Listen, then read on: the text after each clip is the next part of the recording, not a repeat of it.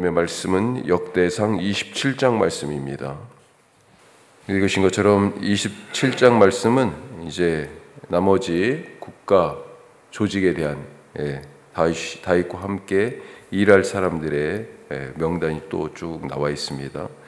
1절에서 15절까지는 군대 조직에 대해서 말하는데 모든 가문의 지도자, 천부장, 백부장, 관원들을 모두 모아서 지파와 상관없이 12개의 반을 만들었다. 반, 조지요 조, 반차, 반열 이렇게 계열 이렇게 얘기할 수 있는데 이 반조를 만들었습니다. 그래서 한 달씩 복무하게 했어요.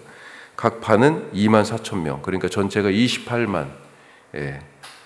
아주 엄청난 사이즈의 군대입니다. 우리가 알다시피 이스라엘 땅덩어리가 그렇게 큰 나라는 아니잖아요. 그런데 28만이나 되는 그런 군대 조직이 편성됐습니다. 자, 그리고 그 뒤로 16절부터는 각 지파의 지도자들의 이름을 기록하고 있고 25절부터는 왕의, 특별히 왕의 재산, 국가 재산 중에 국가 재산 혹은 또 왕의 재산을 관리하는 그 책임자들을 기록하고 있고 32절부터는 다윗의 최측근, 다윗 곁에서 조언하고 자문한 사람들, 누군가 그런 사람들의 명단이 나옵니다. 오늘 우리가 크게 두 가지 정도 이 말씀 가지고 살펴보죠. 첫 번째로 방심하지 말자 하는 것입니다. 방심하지 말자. 우리가 보통 군인들 여러 종류로 나눌 수 있습니다. 육해, 공군 이런 식으로 말고 복무 형태에 따라서 정규군이 있어요. 정규군은 말 그대로 그 사람들의 직업이 군인인 사람이죠. 그걸로 먹고 사는 사람입니다. 자, 이런 점에서 오늘 15절까지의 이 군대 조직은 정규군이 아닌 것 같아요. 이런 사람들을 상비군이라고 보통 얘기하죠. 언제든지 정비군을 대신하여 해서 갈 수 있는 그런 사람들. 1년에 한 달씩 복무하니까 우리 예비군 개념보다는 훨씬 더 강한 그런 모습입니다. 자기 직업을 따로 가지고 있으면서 1년에 한 달씩 군대로 부름받아 나라를 위하여 복무했다 하는 거죠. 자, 다윗이 싸우러 갈 때마다 이겼습니다. 패했다는 얘기가 성경에는 거의 없어요. 자, 그러니까 이미 이제 주변국이 다 평정되었다. 이 앞에서도 그런 내용들이 나오는데 남쪽으로 에돔, 서쪽으로 블레셋, 그 다음에 동쪽 요단강 건너가 가지고는 모압이나 암몬, 그 다음에 북쪽으로 아람, 또 그 더 위 메소포타미아의 그 강들 있는 그 지경까지 전부 다 평정을 했어요. 조공도 받고. 이제 옛날만큼 자주 전쟁이 일어나지 않고 전쟁할 필요도 없어졌어요. 그만큼 나라가 부강했어요. 힘으로 딱 누르고 있었던 거죠. 하지만 반대로 예전하고 다르게 이제 그만한 숫자의 군대가 상시적으로 계속해서 정규군처럼 움직일 그런 필요가 없어졌어요. 자, 이것과 더불어서 조금 달라지는 게 뭐냐면 전에는 전쟁을 주로 많이 했으니까 가서 빼앗아 오는 것, 이 전리품을 가지고 살았다. 경제가 그곳으로 돌아갔다 한다고 그러면 이제는 농사 지은 걸로 사는 비중이 훨씬 더 높아졌습니다. 경제가 바뀐 거예요. 그래서 경제와 국방의 균형을 위해서 적절한 규모의 이런 상비군을 유지하면서 자기 일에 종사하다가 순번이 되면 1년에 이렇게 한 달 정도씩 군대의 일로 복무하게 된다 하는 것입니다. 상당히 합리적이고 또 치밀하고 변화된 시대에 맞는 제도다 그렇게 보여집니다. 자, 이렇듯이 평화의 시대가 왔지만 군이라고 하는 그 힘이 필요 없는 것이 아닙니다. 지금은 주변 민족들이 다윗과 이 이스라엘의 군대의 힘에 눌려가지고 있지만 조금만 틈이라도 보인다면 바로 일어서서 이스라엘로 쳐들어올 거예요. 그동안의 승리에 도취되어서 또 이웃을 깔보고 업신여기고 과소평가하고 그래서 험하게 다룬다면 존중해야 되는데 다른 민족, 다른 나라들도 그런데 그러지 않는다면 지금 누리는 평화가 또 오래 가지 못할 것입니다. 반발심이 생기잖아요. 요즘 그런 얘기 하는 걸 들었는데, 평화가 밥 먹여준다. 평화가 밥 먹여준다. 우크라이나 보십시오. 지금 평화가 어디 있어요? 다 지금 경제도 무너졌고, 우크라이나 지금 이제 재건하려면 얼마나 많은 시간이 필요하겠습니까? 평화 가만히 놔둔다고 그대로 유지되지 않습니다. 자연의 법칙이 그렇잖아요. 사람이 살지 않는 집이 더 빨리 무너지죠. 더 빨리 폐허가 됩니다. 가만히 두었으니까, 쓰지 않고 뒀으니까 그 정도 그러면 원래 내가 그대로는 있어야 되는데 아니에요. 가보면 그런 집이 더 빨리 무너져요. 이미 얻은 평화는 가만히 놔둘 수가 없습니다. 힘써 지켜야 되는 것입니다. 영적 상태도 마찬가지예요. 지금 영적으로 저 사람 정말로 신앙심이 깊다. 다른 사람이 볼 때도 영적으로 성숙한 것처럼 그렇게 보이지만 가만히 놔두면 영적으로 퇴보합니다. 퇴보해요. 깨어서 기도하라 라고 하신 주님의 말씀이 바로 그런 거죠. 지금은 깨어있는 것 같은데 이따 보면 자고 있을 수도 있어요. 자, 이런 점에서 사탄은 교만이라는 무기를 성도들에게 씁니다. 성경책 그만큼 읽었으면 됐어. 기도 그만큼 했으면 됐어. 누구보다도 더 기도 많이 하잖아. 이런 마음을 자꾸 심어줘요. 그 성경 말씀 누군가 안다고 그러면 나도 알아. 그것 이미 전에 다 배웠어.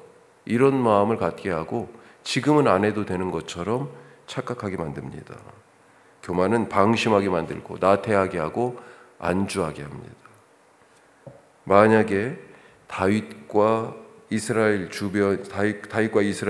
주변 민족을 향해서 이미 우리가 너희들 이겼으니까 이제는 너희는 평생 우리 종이야, 이런 태도로 일관하고, 그리고 우리 힘이 훨씬 강해하면서 이런 군대 조직을 갖추지 않았다고 그러면 금세 전쟁이 일어나고 애써 얻은 평화가 깨졌을 것입니다. 지금의 이 영적 승리와 성취에 만주하지 않고 늘 깨어 기도하고 말씀을 붙들고 더 힘쓰시는 그런 분들 되시길 바랍니다. 서로 번갈아서 1년 12달을 한 달씩 매년 틈새 없이 나라를 지켰던 것처럼 기도와 말씀으로 그렇게 우리의 가정과 우리의 신앙과 우리 자신을 지켜나가는 그런 분들 되시기를 바라고 축복합니다. 자, 두 번째로, 혼자 할 수 없다. 참 너무나 당연한 진리인데 혼자 할 수 없어요. 사람을 창조하시되, 하나님이 그렇게 말씀하셨잖아요, 성경에. 그런데 이 사람을 창조하시되 남자와 여자로 창조하시고, 혼자가 아니에요. 남자와 여자로 같이 있어서 사람입니다. 다윗이 위대한 사람이지만 다윗 혼자 이스라엘 세운 것 결코 아니죠. 그의 능력이 출중하지만 이것저것 다 못합니다. 다윗이 용맹한 군인이었지만 다윗 혼자 이스라엘을 지킬 수가 없어요. 다윗이 누구보다도 똑똑하고 직관력이 있고 지금 나라를 조직한 거 보세요. 근데 가만히 보세요. 이게 다윗 혼자 했을까요? 아니죠. 끊임없이 옆에서 이야기하는 사람이 있었고, 그걸 또 듣는 귀가 다윗에게도 있었고, 그와 함께한 사람들이 있었기 때문에 다윗은 복 있는 사람입니다. 함께 나라 세우고 지키고 번성하게 하기 위해서, 그래서 이제 이 모든 사람들과 더 잘 함께하기 위하여 조직이 필요했던 것입니다. 다윗은 조직을 세워서 그 일을 그 사람들에게 위임하여 맡겼고, 책임을 맡은 그 사람들은 내가 다윗이다 하는 그런 마음으로, 그걸 주인의식이라고 얘기하죠. 내가, 하나님께서 나에게 다윗을 통하여 이 왕을 통하여 이 일을 맡겨주셨다 하는 그런 책임감으로 성실하게 감당했다, 그렇게 보여집니다. 그렇게 나라가 세워지고 이 이스라엘 12지파 공동체가 한 몸이 되어서 자리를 잡게 되었습니다. 자, 여러 우리 이런 조직들이 지금 더 뒤에도 나왔습니다만 무엇보다도 다윗에게는 좋은 조언자 그룹이 있었다, 이렇게 생각이 됩니다. 32절부터 나오는 오늘 말씀 맨 끝에 다윗을 가까이서 섬기는 사람들, 이 사람들은 뭐 특별히 무슨 직책이 있다, 이렇게, 직책이 물론 있죠. 그런데 다른 것은 직책을 따라서 그냥 통째로 사람들이 쭉 이렇게 나와 있는데 거의 무작위처럼 이렇게 이름이 특별히 더 언급된 것처럼 되어 있어요. 자, 이 사람들은 언제나 다윗 곁에서 다윗이 못 보고 못 듣는 것을, 그렇게 못 보는 것을 보게 했고 못 듣는 것을 듣도록 눈과 귀의 역할을 해줬던 그런 사람으로 보입니다. 만약에 이런 사람들이 다윗 곁에 없었다면 다윗이 어떻게 됐을까요? 다윗이 범죄했을 때 나단 같은 선지자가 있었잖아요. 그래서 왕 앞에서 목숨 걸고 왕을 고발했어요. 자, 오늘 말씀에 나오는 후세 같은 사람은 압살롬이 반란을 일으켰을 때 다윗이 그 위기에서 탈출할 수 있도록 도왔습니다. 이름만 간단하게 나오지만, 아히도벨은 사실은 그 압살롬의 반란 전까지는 다윗을 아주 잘 도와줬던 모사예요. 책략가였습니다. 전략통이었어요. 근데 압살롬의 반란 때 그때 삐끗한 거지. 이 사람은, 아히도벨은 압살롬 편에 섰었어요. 그리고 다윗을 순식간에 무너뜨릴 계책도 내놨었습니다. 압살롬이 그걸 무시해가지고 자기 뜻이 안 받아들여지니까, 야, 이제는 압살롬 안 되겠구나. 압살롬이 아무리 지금 기세가 등등해도 결국은 다윗이 지금 도망갔지만 다윗이 다시 돌아올 거야 라고 하는 것을 훤히 꿰뚫고 고향으로 짐 싸서 가가지고 스스로 죽었어요. 하여튼 그 전까지는 그렇지만 지략가로서 왕의 나라 통치를, 조직을 어떻게 해야 할 것인지, 사람을 어떻게 세워야 할 것인지 누구보다도 가장 가까이서 조언했던 사람이고, 아히도벨이 없으니까 또 마지막 절에 다른 사람들이 그 일을 이어서 또 맡았잖아요. 그런 사람을 늘 곁에 두었다는 것입니다. 요압 같은 경우는 어떻습니까? 수많은 전투에 다윗을 대신해서 나가서 싸웠습니다. 군 총사령관이라는 그런 직책을 이제 나중에 맡았지만, 그래서 얼만큼 다윗이 신임했어요. 다윗이 하나님을 불신하고 인구조사를 감행했을 때 이거 안 됩니다. 이거 하나님 앞에 범죄입니다. 이런 얘기도 요압이 했었어요. 우리 공동체는 나 혼자 세우는 것이 아니라 함께 세우는 것이며, 내 곁에 나를 위해 쓴소리하는 사람을, 쓴소리를 아끼지 않는 사람이 있는 것을 우리가 감사할 수 있기를 바랍니다. 무엇보다 나는 그런 소리를 귀에 거슬린다고 거절하지 말고, 만약에 그런 사람을, 나단 선지자가 와가지고 그런 얘기했을 때 감히 어디 일개 선지자가 왕한테 와가지고, 사실은 나단을 죽였으면 자기 죄가 밧세바와의 그런 일들이 다 감춰질 수도 있었잖아요. 그렇죠? 그런데 다윗 그렇게 하지 않았습니다. 아주 철저한 회개를 했죠.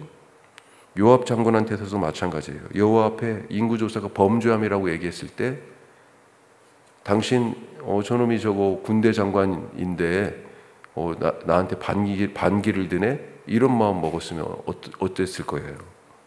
겸손히 하나님의 뜻을 찾기 위해 귀담아 듣는 그런 귀가 다윗에게는 그래도 있었습니다.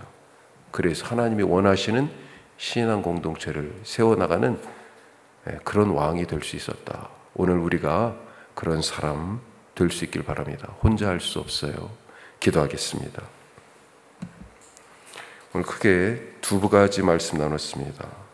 영적으로 아니라고 방심하지 말자.